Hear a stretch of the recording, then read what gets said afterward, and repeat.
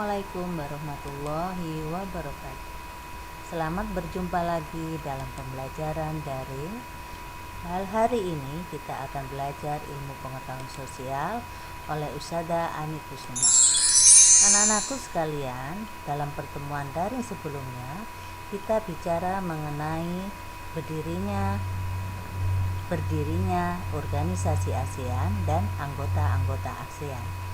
Sekarang kita akan bicara mengenai kependudukan di kawasan ASEAN. Kita lihat pada gambar dalam layar, anak-anakku sekalian, jumlah penduduk negara-negara ASEAN pada tahun 2015 jumlahnya cukup besar. Terutama Indonesia memiliki jumlah penduduk paling besar, sedangkan Brunei adalah paling sedikit jumlah penduduknya. Apa yang dimaksud dengan penduduk? Penduduk adalah semua orang yang pada waktu sensus dilaksanakan telah 6 bulan lamanya tinggal di suatu negara. Penduduk dapat pula diartikan sebagai orang atau orang-orang yang mendiami suatu tempat.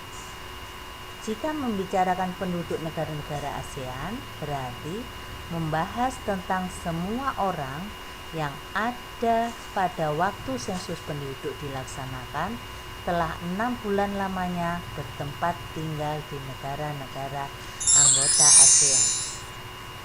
Anak-anakku sekalian, jumlah penduduk di suatu tempat akan bertambah atau berkurang. Proses bertambah atau berkurangnya jumlah penduduk suatu negara dari waktu ke waktu merupakan suatu dinamika penduduk.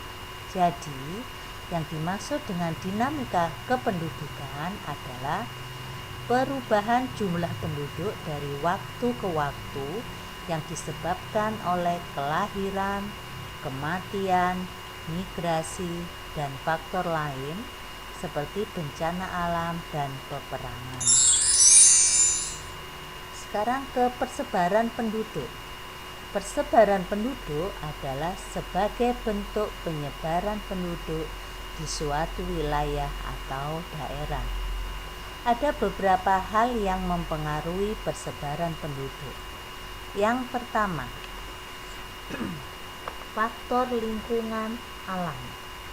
Anak-anakku sekalian, biasanya faktor lingkungan alam yang berhubungan dengan persebaran penduduk antara lain keadaan iklim.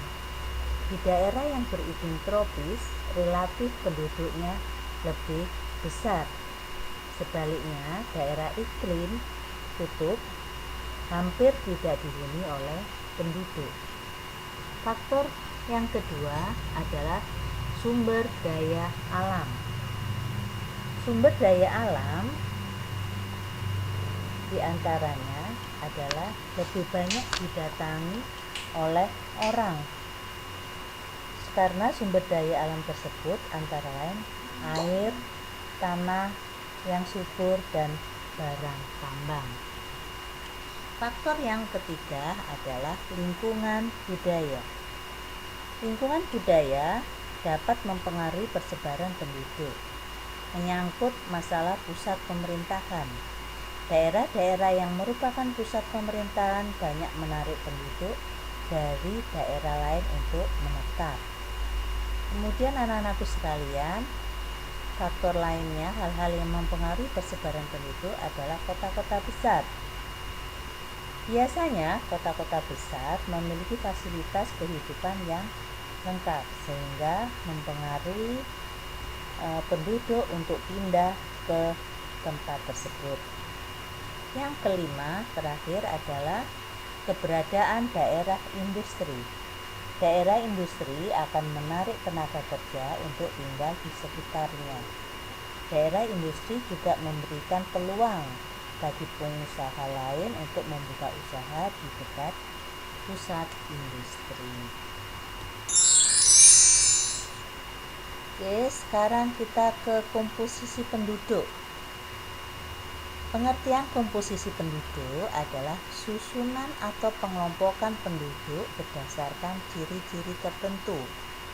Misalnya, pengelompokan penduduk menurut umur, jenis kelamin, pendidikan, mata pencaharian, agama, dan tempat tinggal.